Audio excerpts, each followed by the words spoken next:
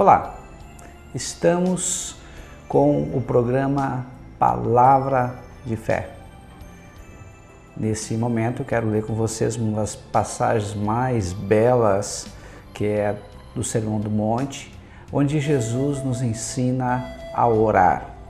Mateus capítulo 6, versículo 5 em diante. Assim diz a palavra de Deus. Quando vocês orarem, não sejam como os hipócritas. Eles gostam de orar de pé nas sinagogas e nas esquinas das ruas para serem vistos pelos outros. Eu afirmo a vocês que isso é verdade. Eles já receberam a sua recompensa. Mas vocês, quando orar, vá para o seu quarto, feche a porta e ore ao seu Pai, que não pode ser visto. E o seu Pai, que vê o que você faz em segredo, lhe dará recompensa. Nas suas orações, não fiquem repetindo o que vocês já disseram, como fazem os pagãos. Eles pensam que Deus os ouvirá porque fazem orações compridas. Não sejam como eles, pois antes de vocês pedirem, o Pai de vocês já sabe o que vocês precisam. Portanto, orem assim: Pai nosso, que estás no céu, que todos reconheçam que o teu nome é santo. Venha o teu reino, que a tua vontade seja feita aqui na terra, como é feita no céu. Dá-nos hoje o alimento que precisamos. Perdoa as nossas ofensas, como também nós perdoamos as pessoas que nos ofenderam. E não nos deixe cair em tentação, mas livra-nos do mal, pois teu é o reino, o poder e a glória para sempre. Muito interessante essa palavra. Os discípulos de Jesus, eles pediram para que Jesus ensinasse eles a orar. Por que isso? Porque os discípulos de João Batista ensinavam. Então orar, na verdade, é como se fôssemos respirar. Ou seja, tem que fazer parte da nossa natureza. Nós podemos ficar um tempo sem comer, um certo tempo sem beber, mas nós não podemos ficar muito tempo sem respirar. Ou seja, a respiração faz parte da vida, ou seja, se não respiramos, logo morremos. E a Bíblia também diz, nos recomenda que nós devemos orar sem cessar. Ou seja, nós devemos orar constantemente. A Bíblia também nos diz que nós devemos vigiar e orar. Ou seja, a oração faz parte, ela é uma coluna de todo cristão. Às vezes, assim como a oração, nós queremos começar a caminhar, a correr.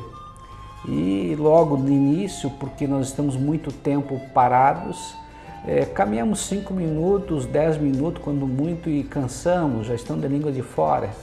Ou seja, nós não estamos preparados para essa atividade física. Assim também acontece com a oração. Nos primeiros minutos pode ser até enfadonho, difícil, complicado, complexo. Parece que você vai orar e você não consegue se concentrar, você fica pensando em outras coisas, vem muitas coisas na tua mente. E é assim que acontece realmente. Então não desanime, você precisa persistir. Assim como a caminhada, assim como o exercício físico, com o tempo, com a persistência, com a disciplina, você vai caminhando cada vez mais, você vai produzindo um efeito melhor para o teu corpo, até chegar num ponto que você caminha 10 minutos, 20 minutos e daqui a um pouco começa a dar um pique de corrida e chega um ponto que você já está correndo. Ou seja, a tua disciplina, a tua persistência faz com que você alcance a meta que você colocou para você. A mesma coisa acontece com a oração. Nós não conseguiremos atingir nossas metas, nossos propósitos justos, certos, se não tivermos persistência. A corrida, assim como o exercício físico, também ela produz certos hormônios. Esses hormônios produzem uma sensação de prazer, uma sensação de bem-estar, como adrenalina, endorfina. A mesma coisa acontece também com a oração. Assim que, como o tempo, as pessoas que praticam esporte, atividades físicas, elas ficam, entre aspas, viciadas nessa atividade física, isso faz bem para o corpo e para a alma deles também, assim também a oração, ela faz bem para nós. Por que a oração faz bem para nós? Porque ela nos coloca em um relacionamento mais próximo com Deus. Ela faz com que nós venhamos a deixar de lado todos os problemas, preocupações e entrar nesse mundo espiritual, nessa atmosfera divina, e isso faz muito bem para todos nós. A palavra de Deus, ela fala aqui no capítulo 6, no versículo 5, Jesus está dizendo assim, não sejam como os hipócritas. Que palavra dura, né? Essa de Jesus, não sejam como os hipócritas. Hipócrita foi tirado do grego, é como se fosse aquele que se apresentava nos teatros e usavam máscaras, ou seja, fingiam, mascaravam, enganavam as pessoas, enganavam a si próprio. Hipócrita também pode ser utilizado para aquela pessoa que usa a religião deliberadamente para esconder seus pecados e promover o benefício próprio. Por isso que Jesus falava, muitos dos religiosos da época, que eles eram hipócritas, porque eles pensavam mais em si do que nos outros. Para serem vistos pelos outros, ou seja, eles oravam com propósitos errados. Por isso que já recebiam o seu galardão, porque eles praticavam as boas obras, mas com intenções indevidas. Então Deus julga não só as obras que nós praticamos, mas também julga a intenção do coração. Então quando você fizer uma boa ação, o que a tua mão direita fizer, a esquerda não fique sabendo. Não fique querendo honra e reconhecimento humano, mas apenas um reconhecimento de Deus. Essa é a verdadeira religião, quando nós fazemos o bem sem olhar a quem. E Jesus diz, vá para o teu quarto e fecha a porta e olha ao seu pai. Ou seja, não é errado orar em público. Nós oramos em público quando estamos na mesa, agradecemos o alimento, quando a gente faz um agradecimento junto com outras pessoas. Isso também é orar. O problema, o que é errado é em orar em público se nós não temos o hábito de orar em particular. Então assim, a oração pública que não tem o respaldo de uma vida de oração em particular, isso também é hipocrisia. Quantas pessoas querem se aparecer, né? Falar palavras bonitas, palavras de efeitos moral, palavras que possam ter um peso psicológico, mas não é assim. Talvez as pessoas enganam os outros, mas jamais vão enganar a Deus. Então ore ao teu pai no teu quarto, né? Teu pai que não pode ser visto, ou seja, Deus não pode ser visto, mas Ele é onisciente, Ele conhece todas as coisas. Deus é onipresente, está presente em todos os lugares, e Deus é onipotente, Ele pode todas as coisas. Por mais que você não possa vê-lo, Ele existe e Ele está perto de você e Ele quer te ajudar. E aqui Jesus diz, ora, não fique repetindo o que vocês já disseram. Em outra tradução diz, não diga palavras vãs, palavras repetidas. Então, não é que esteja errado em repetir uma oração. Talvez você esteja com um problema sério e você, quando vai orar a Deus, aquele problema te persegue. Talvez seja um problema com teu filho, com o mundo das drogas, talvez o problema seja com o teu marido te traindo, talvez seja um problema com a tua esposa, que ela já não te ama mais, talvez o problema seja financeiro, que vocês estão atolados em dívidas e que não conseguem ver a saída, a luz no final do túnel. Não está dizendo, Jesus não está dizendo que você não possa bater na porta e persistir nessa oração. Não, não é isso. O que ele está dizendo aqui, que você não pode repetir palavras vazias, sem sentido. Ou seja, você deve buscar a Deus de todo o coração, com um desejo sincero de buscar a vontade de Deus e não apenas palavras soltas, palavras para agradar a Deus. Deus conhece o teu coração, Ele sabe o que você realmente está sentindo, o que você está sofrendo, as crises, os problemas que você está vivendo. Então, seja franco com Deus. Fale aquilo que está dentro de você. Não mascare, não oculte, porque Deus conhece o teu coração, Deus sabe muito mais que você o real problema que você tem. Eles pensam que Deus os ouvirá porque fazem orações compridas. Muito interessante, né? Os gregos e os romanos, né, quando eles oravam, geralmente eles invocavam os seus deuses usando vários nomes e todos os atributos possíveis. Ou seja, eles estavam tentando barganhar com esses deuses, porque eles ofereciam sacrifícios, né? E aí lembravam a esses deuses alguns favores que ainda não tinham recebido. Talvez você, ouvindo isso, talvez pense, poxa vida, mas eu consciente ou inconscientemente acabo fazendo isso, tentando lembrar a Deus muitas coisas que eu ainda não recebi, que ainda eu preciso. Mas saiba que Deus, Ele não é como um ser humano. Você não vai fazer uma troca com Deus. Você realmente vai abrir o teu coração e Ele sabe o que você precisa. Então não adianta entrar em oração, entrar em comunhão com Deus pensando assim, mas pelo contrário, os israelitas, né, os judeus, eles tinham uma imagem de Deus como um pai provedor, um pai protetor, que não precisava barganhar. É que nem o teu pai, que nem a tua mãe. Quando você chega na tua casa, você não precisa dizer, por favor, me dá uma água, me dá um pão, me dá uma comida.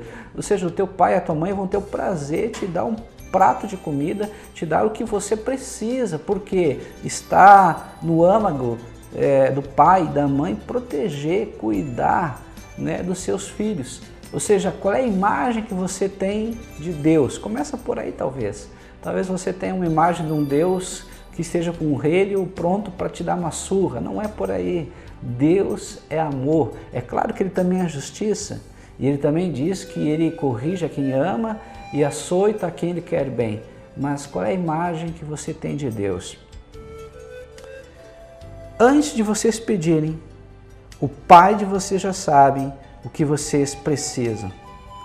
Muito interessante, né? Talvez algumas pessoas vão dizer, pá, pastor, mas se Deus já sabe o que eu preciso, será que eu preciso orar realmente? Interessante isso, né? A Bíblia diz que antes que saia alguma palavra na minha boca, Deus conhece, Deus sabe todas as coisas. Então, mais do que mudar alguma coisa, ou seja, obter uma resposta, a oração muda as pessoas, a oração muda você. A oração, então, não era dirigida a Deus para que Ele responda, mas para nos sintonizar com a sua vontade, para que Ele nos ajude a obedecer-lhe. Ou seja, quando você está orando, você ora e talvez no teu íntimo você deseje uma resposta, mas o resultado da oração é que você fique mais perto de Deus, compreenda melhor a sua vontade e tenha mais força para obedecer, para compreender, para ouvir a sua voz e colocar em prática a sua vontade. Então, na verdade, a oração muda você. Ela não apenas traz uma resposta, claro que ela vai trazer uma resposta, mas quem ora, quem tem uma vida de oração, ela é mudada por Deus. Ela tem uma comunhão maior com o Pai. E aí Jesus disse então, portanto, orem assim. Ou seja, não significa usar as mesmas palavras, mas sim seguir esse modelo de oração. Então aqui a oração ela é composta por 6 pedidos. Os 3 primeiros são para que venha o reino de Deus.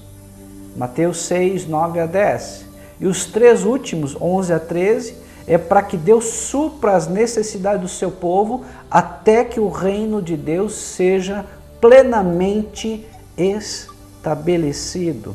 Muito interessante essa palavra. Ou seja, Deus, o próprio Jesus, nos ensinou através da oração do Pai Nosso que há uma prioridade. Primeiro, buscar o reino de Deus e a sua justiça. E as demais coisas, ou seja, as nossas necessidades, seriam supridas pelo próprio Deus. Agora nós vamos para um breve intervalo e logo voltaremos.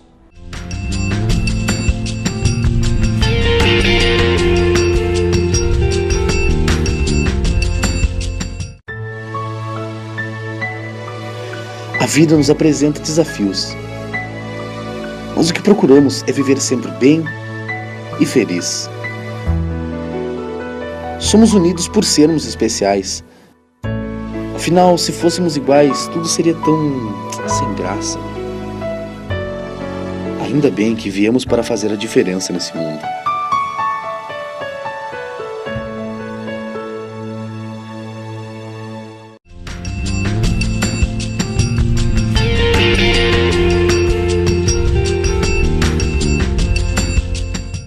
Olá, estamos de volta com o programa Palavra de Fé. Estamos falando agora aqui sobre a oração do Pai Nosso. E nesse momento agora nós vamos entrar especificamente nessa oração que é modelo que o próprio Senhor Jesus ensinou aos seus discípulos e por consequência a nós também. E assim ele diz, Pai Nosso, ou seja, nós somos parte da família de Deus, constituído de cristãos de todo o mundo, de pessoas que procuram e desejam ser parecidos com Cristo, porque na verdade esse é o sonho, esse é o propósito de Deus, constituir uma grande família de homens e mulheres parecidos com Cristo. E essa aparência não é no físico, mas sim no caráter, ter o caráter de Cristo, agir como ele agia, pensar como ele pensava, falar como ele falava, sentir como ele sentia. Ou seja, isso é ser cristão verdadeiro. Então, nós temos que compreender que nós não temos o direito de pedir qualquer coisa que prejudique outro membro da família. Se nós colocarmos então os interesses de Deus em primeiro lugar, podemos então apresentar as nossas necessidades pessoais. Que coisa linda, né? É como uma família, um pai, uma mãe, pode ver os filhos brigando, né? Os irmãos brigando, mas quando eles são justos, eles são imparciais e eles não querem que um filho acabe falando mal do outro ou ferindo o outro, assim também o nosso Pai Celestial. Por isso que a oração já começa com o Pai Nosso, ou seja, nós fazemos parte da família de Deus. Deus é Pai e essa imagem tem que ficar gravada em nossos corações. E aí ele vai mais longe, que estás nos céus, ou seja, Deus está distante. E essa distância que Deus está, significa que ele não pode ser alcançado, ele é soberano, ele é Senhor absoluto, ele é inquestionável. Isso é uma característica própria e exclusiva de Deus, chamada transcendência, ou seja, Deus está muito longe, ele é muito mais alto, ele é muito maior do que eu não posso alcançá-lo. E é uma característica que faz com que nós venhamos a reconhecer a sua soberania, o seu senhorio. Mas também Deus está tão perto que nós podemos ouvi-lo, que nós podemos senti-lo e nós podemos nos relacionar com Ele. É outra característica chamada imanência, ou seja, eu preciso compreender que Deus também, ele se revela a mim nas pequenas coisas, na natureza, num animalzinho, ele se revela numa chuva, no vento, ele está perto de mim que eu posso até senti-lo. Então ele está muito longe que eu não posso tocá-lo, mas ao mesmo tempo ele está tão perto que eu posso senti-lo. São duas características fundamentais de Deus. Então nós devemos desejá-lo pela sua imanência, ou seja, para ter uma comunhão com Ele, relacionamento pessoal com Ele, mas também nós devemos respeitá-lo, ou seja, temê-lo pela sua transcendência. E aí ele diz assim, que todos reconheçam que teu nome é santo. Então essa oração, né, ela deve ter o propósito primordial de glorificar a Deus, o seu reino e a aceitação da sua soberania. Devemos entrar na presença de Deus com atitude de adorador, ou seja, você deve adorar a Deus em espírito e em verdade. Dessa forma nós o encontraremos e estaremos com Ele em sua doce presença. Então, santificar o nome de Deus era o princípio da ética judaica, significando ter uma vida que honra a Deus, mesmo vivendo entre os gentios. Ou seja, eu vou honrar a Deus, eu vou santificar o seu nome quando eu tiver atitudes dignas de Deus, quando eu tiver um estilo de vida que agrade a Deus, quando eu testemunhar com a minha vida, ou seja, eu pregar o que eu viver e eu viver o que eu pregar, ou seja, o que eu prego, o que eu vivo, estar mais próximo possível. Pastor, mas teoricamente é muito bonito e a prática nem sempre acontece, com certeza. Muitas coisas nós sabemos, mas muitas coisas nós não fazemos, mas nós temos que nos esforçar para viver o que nós pregamos e pregar o que nós vivemos. Venha o teu reino, ou seja, que o reino de Deus, que já é estabelecido nos céus, também seja estabelecido na terra. Quando Jesus começou a sua missão na terra, ele disse que o reino estava próximo, Mateus 4,17. Ou seja, quando aceitamos Jesus como Senhor e Salvador da nossa vida, Ele entra dentro de nós e o reino de Deus entra dentro de nós. Então, venha o teu reino, essa disposição, essa vontade, que o reino de Deus seja estabelecido primeiramente na minha vida. Que a tua vontade seja feita aqui na terra como é feita no céu. A vontade de Deus, queridos, ela é soberana e já é cumprida nos céus, porque é uma lei. Não se discute, é inquestionável. E um dia ela vai ser totalmente, cabalmente cumprida aqui nessa terra, na volta do Senhor Jesus. Enquanto isso não acontecer, nós devemos nos esforçar plenamente para que a sua vontade seja realizada em nós, para que nós venhamos ser os seus agentes de transformação do seu reino aqui nessa terra, para que nós possamos ser embaixadores de Jesus aqui nesse mundo.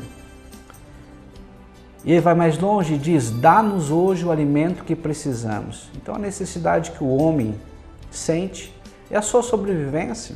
O pão, na verdade, está representando tudo aquilo que nós esperamos alcançar. É viver uma vida digna e honrada, ou seja, que Deus possa suprir todas as nossas necessidades. E olhe bem, Deus supre todas as nossas necessidades. Deus não supre as nossas vaidades. Ele supre as nossas necessidades. Então a oração do Pai Nosso está dizendo: ore a Deus e peça para que Ele supra as tuas necessidades físicas. O pão representa que as nossas necessidades físicas, do alimento, da comida, de onde morar, do que se vestir, essas sejam supridas por Deus, porque Deus que nos dá força, Deus que nos dá inteligência, Deus que abre porta de um trabalho, Ele que faz nós sermos promovidos, é Deus. E essa oração Deus ouve. Perdoa as nossas ofensas, como também nós perdoamos as pessoas que nos ofenderam. Muito interessante. Quando nós perdoamos aos nossos devedores, nós estamos adquirindo o direito de sermos perdoados. Então a comunhão de Deus, ela é influenciada pela comunhão vivida entre uma família, entre uma igreja e, de um modo geral, com todas as pessoas, com o próximo a qual nós temos um relacionamento. Então quando nós perdoamos, nós somos perdoados e a nossa comunhão com Deus, ela se mantém íntegra. Então Deus nunca responderá a oração de alguém que se aproxima dele, que quando essa pessoa estiver com rancor, com mágoa, falta de perdão em seu coração. Então, esse distanciamento de Deus vai trazer frieza espiritual. Então você e eu, nós não temos opção, é perdoar ou perdoar. Quando nós não perdoamos, nós não somos perdoados. Afeta nosso relacionamento com as pessoas próximas, afeta nossa comunhão com o nosso próximo e, por consequência, afeta nossa comunhão com Deus. Você compreende isso? A profundidade disso? Por isso que nós falamos aqui, perdoe. A pessoa mais beneficiada com o perdão é aquele que perdoa, é aquele que pede perdão. Então, perdoa para você ser perdoado também, para você ter comunhão com Deus, para você ser restaurado nessa comunhão. E não nos deixe que sejamos tentados, mas livra-nos do mal. Todos nós estamos constantemente sujeitos a sofrer tentações e é bom pedir que o Senhor nos desvie dela. Deus não nos tenta com mal, mas ao contrário, nós somos tentados pelos nossos próprios desejos, pela nossa própria cobiça. Então, no entanto, Deus nos testa para nos dar oportunidade de provarmos a nossa fidelidade. Deus não tenta ninguém, mas Deus nos prova para ver o que está dentro do meu e do teu coração. Quando nós somos provados por Deus, é para ver se nós podemos ser promovidos.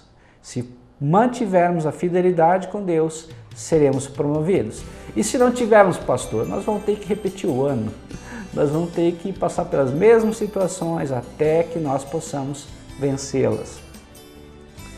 O mais importante, então, na oração não é simplesmente obter uma resposta de Deus, mas ser o tipo de pessoa certa a quem Deus pode confiar uma resposta. Ou seja, Deus confia em nós e porque confia em nós, Ele não nos trata mais como servos, mas nos trata como amigos, alguém que Ele possa confiar. Então, quando você ora, não fica apenas buscando uma resposta de Deus, mas se sinta agradecido quando Deus te responde, porque Deus confia em você, porque você está sendo promovido de servo para amigo de Deus. Então a oração é um instrumento poderoso, não para realizar a vontade do homem no céu, mas para realizar a vontade de Deus na terra. Ou seja, você vai ser um embaixador do Senhor. Pastor, mas na prática eu tenho tantos problemas, eu tenho tantos conflitos, tem tantas coisas que têm que ser ajustadas na minha vida. O que eu faço? Você vai orar ao Pai, em o nome de Jesus. Orar com fé, buscar na palavra de Deus promessas de Deus para a tua vida que traz bênçãos para você, mas saiba que as respostas são boas, são positivas e às vezes nós precisamos tanto de uma resposta, tanto que Deus abre uma porta que realmente é um milagre. Agora, o mais importante não é apenas a resposta, o mais importante é que eu e você, quando nós começamos a orar, nós estamos nos sintonizando com Deus, aprendendo a não só pedir, mas principalmente a ouvir a sua voz, a ter um relacionamento mais pessoal com Ele, a ter um relacionamento mais próximo com Ele, a sentir prazer de estar na presença de Deus, a deixar que todos os conflitos, todas as aflições fiquem do lado de fora e que naquele momento é eu e Deus e eu tenho alegria, eu tenho prazer de estar na sua presença. Ou seja, a oração, ela é uma via de mão dupla. Eu oro, mas eu também preciso ouvir a voz de Deus. Eu peço, mas eu preciso escutar o que Deus está falando comigo. Eu preciso concentrar os meus olhos espirituais, os meus ouvidos espirituais para o Senhor. Eu preciso deixar de lado toda a preocupação, toda a ansiedade e eu preciso entrar na presença de Deus, glorificando, adorando, tirando todo o lixo emocional que está dentro de mim. Talvez no primeiro momento eu não consiga fazer isso porque eu estou tão sujo, eu estou tão preocupado, eu estou tão nervoso, estou tão ansioso. Então coloca para fora e derrama no altar do Senhor todas as tuas preocupações, toda a tua ansiedade, mas vai chegar um momento que você vai entrar na presença de Deus e você vai adorar.